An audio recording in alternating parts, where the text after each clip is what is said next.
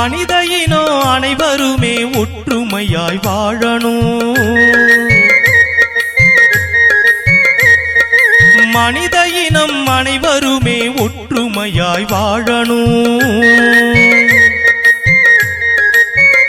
எல்லா உயிர்களுமே வாழும்போது வேற்றுமையை மறக்கணும். எல்லா உயிர்களுமே வாழும்போது வேற்றுமையை மறக்கணும். மனித இனம் அனைவருமே ஒற்றுமையாய் வாழணும். வணக்கம். 16ஆம் தேதி புரட்டாதி மாதம் 2024ஆம் ஆண்டு. புலம்பெயர் தேசத்தில் பிறந்து வாழ்ந்தாலும் மண்ணையும் மக்களையும் தம் மனதோடு வைத்து மட்டக்களப்பு மாவட்டத்தில் வாழும் சிறார்களின் பசியை போக்கி அவர்களின் கல்வித்தரம் உயர்ந்திட உதவி வழங்கியவர் செல்வி அபிஷா விகாசூபன்.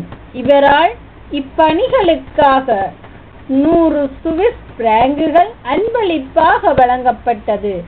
இவரை நன்றியுடன் மக்கள் வாழ உதவும் நிர்வாகம் வாழ்த்தி வணங்கி நிற்கிறது. நன்றி. எல்லா உயிர்களுமே வாழும்போது வேற்றுமையை மறக்கணும்.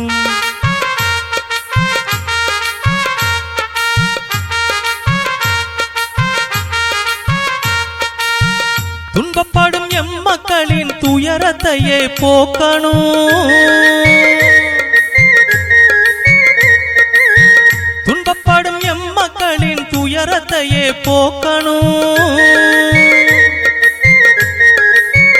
அதற்கு உறுதியான உதவி கரங்கள் நீங்கள் என்றும் நீட்டணும்.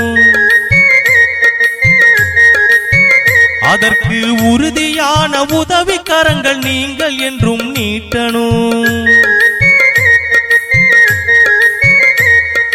மனித இனம் அனைவருமே ஒற்றுமையாய் வாழணும்.